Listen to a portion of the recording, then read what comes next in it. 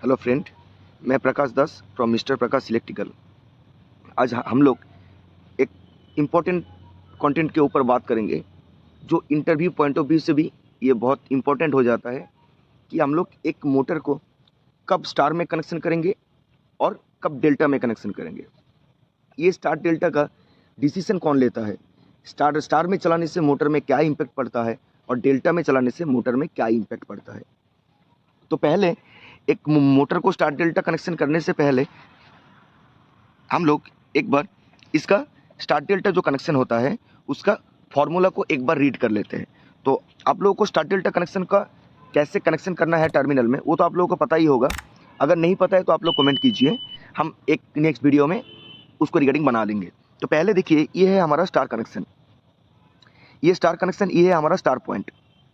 तो star connection में equation क्या बोलता है कि इसका जो लाइन करंट और फेज करंट दोनों बराबर होता है। मतलब जो मेरा लाइन करंट होगा वही मेरा फेज करंट होगा। और जो वोल्टेज है, यहाँ पे मेन मामला होता है वोल्टेज का। यहाँ पे देखिए, जो लाइन वोल्टेज है वो √3 मल्टीप्लाई ऑफ मेरा फेज वोल्टेज है। मतलब आप घुमा के बोलेंगे तो जो मेरा फेज वोल्टेज है वो लाइन वोल्टेज का √3 भाग है। मतलब अगर आपका लाइन वोल्टेज 415 वोल्ट है तो उसका √3 भाग ही जो इक्वेशन में मिलेगा वही होगा आपका फेज वोल्टेज। और जो मेरा डेल्टा कनेक्शन है, यहाँ पे देखिए ये है मेरा डेल्टा कनेक्शन। डेल्टा कनेक्शन में क्या होता है, डेल्टा कनेक्शन में देखिए एक एक वाइंडिंग को हमारा दो फेज मिलता है। यहाँ पे देखिए, ये अगर मैं एक वाइंडिंग को मान लेता हूँ तो यहाँ से एक फेज मिल रहा है, यहाँ से एक फेज मिल रहा है। मतलब एक एक वाइंडिंग को मेरा दो फेज मिलता है। यहाँ पे इक्वेशन क्या बोलता है कि यहाँ पे मेरा जो लाइन वोल्टेज है वही मेरा फेज वोल्टेज है। मतलब लाइन वोल्टेज और फेज वोल्टेज दोनों बराबर है, ताकि द एब्सेंस ऑफ न्यूट्रल, यहाँ पे न्यूट्रल नहीं है इसीलिए यहाँ पे लाइन वोल्टेज और फेज वोल्टेज दोनों बराबर है। और जो करंट है, ये करंट देखिए, जो लाइन करंट है वो √3 मल्टीप्लाई ऑफ फेज करंट। और अगर घुमा के बोलेंगे तो फेज करंट जो है वो मेरा लाइन करंट का √3 भाग है। तो ये तो इक्वेशन हम लोग को समझ में आ गया, ठीक है। तो अभी मोटर में इसका क्या इम्पैक्ट पड़ता है, एक मोटर को स्टार में चलाने से क्या होगा। तो मान लीजिए एक मोटर जिसका नेम प्लेट पे उसका रेटेड कनेक्शन दिया हुआ है स्टार कनेक्शन, तो उसमें क्या होता है स्टार कनेक्शन में, स्टार कनेक्शन में देखिए उसमें हम लोग तो उसमें 3 फेज का सप्लाई प्रोवाइड करते हैं। 3 फेज का सप्लाई मतलब उसका जो लाइन वोल्टेज है वो है 415 वोल्ट। लेकिन यहाँ पे देखिए, हम लोग जब मोटर का कनेक्शन के बारे में बात करेंगे, स्टार डेल्टा कनेक्शन के बारे में बात करेंगे, तो एक चीज़ हम लोग को पॉइंट आउट करना चाहिए कि हम लोग फेज वोल्टेज के बारे में बात कर रहे हैं या फिर लाइन वोल्टेज के बारे में बात कर रहे हैं, फेज करंट के बारे में बात कर रहे हैं या फिर लाइन करंट की बात कर रहे हैं। तो मोटर में हमेशा याद रखना, जो हमारा इंसुलेशन लेवल है, जो टॉर्क है, ये हमेशा फेज वोल्टेज और फेज करंट के ऊपर डिपेंड करता है। वो एक एक कॉइल और एक एक वाइंडिंग के ऊपर डिपेंड करता है। इसीलिए हम लोग को फेज वोल्टेज और फेज करंट के ऊपर बात करना होता है और उसी के ऊपर डिपेंड करता है कि उसका स्टार्टिंग टॉर्क क्या होगा, उसका करंट कितना होगा, ठीक है ना, और उसमें इंसुलेशन लेवल मेरे को कितना देना पड़ेगा। तो जब हम लोग मोटर को स्टार में कनेक्शन कर रहे हैं तो उसमें देखिए, जो हम लोग तो लाइन वोल्टेज उसमें 415 प्रोवाइड कर रहे हैं, लेकिन उसका फेज वोल्टेज क्या हो जा रहा है, 415 का √3 भाग। मतलब ये 239 पॉइंट समथिंग का कुछ वैल्यू आएगा। मतलब हम लोग उसमें दे तो रहे हैं 415 वोल्ट, लेकिन जो वाइंडिंग को मिल रहा है वो मिल रहा है 239 या फिर 240 वोल्ट मान सकते हैं। मतलब क्या है, लाइन वोल्टेज का √3 भाग ही हम लोगों को मिल रहा है एक एक वाइंडिंग में। मतलब यहाँ पे क्या हो रहा है कि फेज वोल्टेज मेरा लाइन वोल्टेज से कम हो जा रहा है। तो अगर फेज वोल्टेज मेरा लाइन वोल्टेज से कम हो जाएगा तो जो मेरा फेज करंट है वो भी तो फेज वोल्टेज के ऊपर डिपेंड करेगा।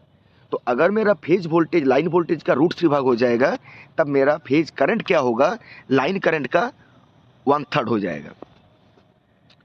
मतलब मेरा अगर लाइन करंट 3 है तो मेरा फेज करंट हो जाएगा 1, ठीक है। और उस हिसाब से देखिए कि जो इंडक्शन मोटर में जो हमारा स्टार्टिंग टॉर्क होता है वो फेज करंट के साथ डायरेक्टली प्रोपोर्शनल रहता है। तो अगर यहाँ पे मेरा फेज करंट मेरा 1/3 हो गया तो मेरा जो टॉर्क है वो भी 1/3 हो जाएगा, 1/3 हो जाएगा। तो इसमें से कंक्लूजन क्या निकला कि जब हम मोटर को स्टार में कनेक्शन करेंगे उसमें जो फेज वोल्टेज है वो कम हो जाएगा as compare line voltage. Line voltage का √3 भाग हो जाएगा। फेज वोल्टेज कम हो जाने की वजह से जो हमारा फेज करंट है वो भी 1/3 हो जाएगा। और अगर फेज करंट मेरा 1/3 हो गया तो मेरा जो स्टार्टिंग टॉर्क है वो भी 1/3 हो जाएगा। मतलब ये स्टार कनेक्शन को हम लोग उन्हीं जगह पे, उन्हीं मोटर पे यूज़ करेंगे जो मोटर मेरा एज कम्पेयर साइज में छोटा हो, जिसका लोड कैपेसिटी उतना ना हो और जिसका स्टार्टिंग टॉर्क का मेरे को हाई स्टार्टिंग टॉर्क का रिक्वायरमेंट नहीं है। उन्हीं जगह पे हम लोग मोटर को स्टार में कनेक्शन करेंगे। तो फिर डेल्टा कनेक्शन कब करेंगे? डेल्टा कनेक्शन तब करेंगे, आप लोग थोड़ा सा डेल्टा कनेक्शन में ध्यान दीजिए, आप लोग को तब समझ में आएगा। रुकिए, आप लोग अगर डेल्टा कनेक्शन को ध्यान से देखेंगे तो हम पहले ही बोल चुके हैं कि डेल्टा कनेक्शन में एक एक जो वाइंडिंग है उसमें दो दो फेज भी मिलता है। मतलब इसमें क्या होता है, फेज वोल्टेज मेरा क्या है, जो लाइन वोल्टेज है वही मेरा फेज वोल्टेज है। मतलब अगर यहाँ पे मैं 415 वोल्ट मोटर को दे रहा हूँ लाइन वोल्टेज, तो ये 415 वोल्ट ही मेरा एक एक फेज को मिल रहा है, ताकि जो डेल्टा कनेक्शन है उसमें मेरा फेज वोल्टेज ही लाइन वोल्टेज है। तो यहाँ पे फेज वोल्टेज मेरे को रेटेड मिल रहा है। फॉर दैट रीजन यहाँ पे जो करंट मिलेगा, करंट भी मेरे को रेटेड करंट मिलेगा, जो रेटेड मेरा फुल लोड करंट है वही मिलेगा। और अगर मेरा रेटेड करंट यहाँ पे मिल जाएगा तो मेरा जो स्टार्टिंग टॉर्क है वो भी मेरे को रेटेड ही मिलेगा। तो यहाँ पे देखिए, स्टार में जैसे स्टार्टिंग टॉर्क कम हो जा रहा था, स्टार्टिंग करंट कम हो जा रहा था, फेज वोल्टेज कम हो जा रहा था, लेकिन यहाँ पे देखिए सारा कुछ मेरे को रेटेड मिल रहा है, ताकि जो फेज वोल्टेज है, सारा जो मेन जो ऑप्शन है वो है फेज वोल्टेज के ऊपर। यहाँ पे देखिए फेज वोल्टेज मेरा कम नहीं हो रहा है, इसीलिए जो मेरा फेज करंट है वो भी कम नहीं हो रहा है। और फेज करंट अगर कम नहीं होगा तो मेरे को जो टॉर्क मिलना चाहिए रेटेड वही मेरे को मिलेगा डेल्टा कनेक्शन में। तो अभी ये स्टार और डेल्टा में ये तो पता चल गया कि जहाँ पे मेरे को स्टार्टिंग टॉर्क का कम रिक्वायरमेंट है वहाँ पे हम लोग मोटर को स्टार में कनेक्शन करेंगे, और जहाँ पे मेरे को हाई स्टार्टिंग टॉर्क का रिक्वायरमेंट है वहाँ पे हम लोग डेल्टा कनेक्शन करेंगे एज पर आवर रिक्वायरमेंट। लेकिन यहाँ पे और क्या एडवांटेज डिसएडवांटेज है, यहाँ पे देखिए कि हमारा जो मोटर का इंसुलेशन लेवल होता है वो फेज वोल्टेज के ऊपर डिपेंड करता है। तो अगर मैं मेरा मोटर को स्टार में कनेक्शन करूंगा तो वहाँ पे देखिए फेज वोल्टेज मेरा कम हो जा रहा है, लाइन वोल्टेज का √3 भाग हो जा रहा है।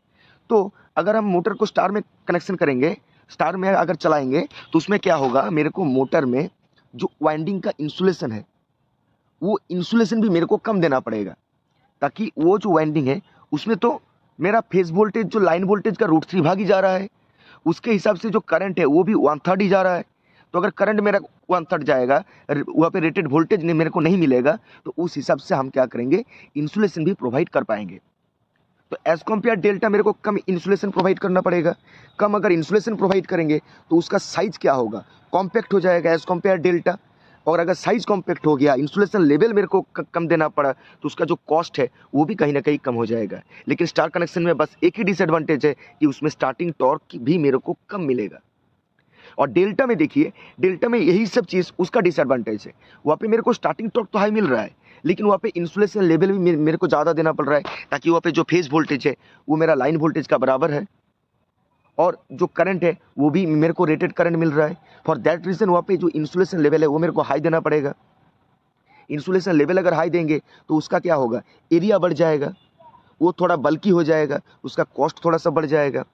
लेकिन यहाँ पे एडवांटेज वही है कि जहाँ पे मेरे को हाई स्टार्टिंग टॉर्क का रिक्वायरमेंट है वहाँ पे हम मोटर को स्टार में चला ही नहीं पाएंगे, वहाँ पे मोटर को डेल्टा में कनेक्शन करना ही पड़ेगा। अभी बहुत सारा कंडीशन, आप एक कंडीशन को मान लीजिए कि आपका एक 1000 किलोवाट का मोटर है। अभी वो जो मोटर है उसमें 1000 किलोवाट का लोड वहाँ पे आप कनेक्ट कर पाएंगे, लेकिन वहाँ पे आपका लोड जो लगा हुआ है वो 20 से 30% लोड ही कनेक्टेड है, बाकी लोड कनेक्टेड नहीं है। उसी कंडीशन में वो मोटर चल रहा है और वो मोटर डेल्टा में कनेक्शन किया हुआ है। अभी आप देखिए, जो मोटर का जो एफिशिएंसी है वो लोड के ऊपर और करंट के ऊपर डिपेंड करता है। वो 70 से 80% अगर मोटर में लोड रहेगा तो वो फुल एफिशिएंसी पर वो काम करेगा। लेकिन अगर 1000 किलोवाट का मोटर में आप अगर 200 और 300 किलोवाट का लोड उसमें कनेक्ट करेंगे तो उसमें क्या होगा, एफिशिएंसी मोटर का कम हो जाएगा। तो उस कंडीशन में क्या होगा कि आप अगर कंटिन्यूअसली 1000 किलोवाट का मोटर को आप अगर 20 से 30% लोड में कनेक्ट करके चलाएंगे तो उसका एफिशिएंसी कम हो जाएगा, उसका पावर फैक्टर के ऊपर भी उसका इम्पैक्ट पड़ जाएगा। तो उस कंडीशन में उस मोटर को आप डेल्टा कनेक्शन को चेंज करके आप स्टार में कनेक्शन कर पाएंगे। लेकिन वही, अगर आपका हाई स्टार्टिंग टॉर्क का रिक्वायरमेंट नहीं है तो, लेकिन अगर हाई स्टार्टिंग टॉर्क का रिक्वायरमेंट है तो उस कंडीशन में आपको डेल्टा में ही चलाना पड़ेगा, तब आपको मोटर ही चेंज करना पड़ेगा, ताकि उस रेटिंग का मोटर आप जो 20 से 30% लोड में कंटिन्यूसली चलाएंगे उस रेटिंग का मोटर आपको वहाँ पे लगाना पड़ेगा।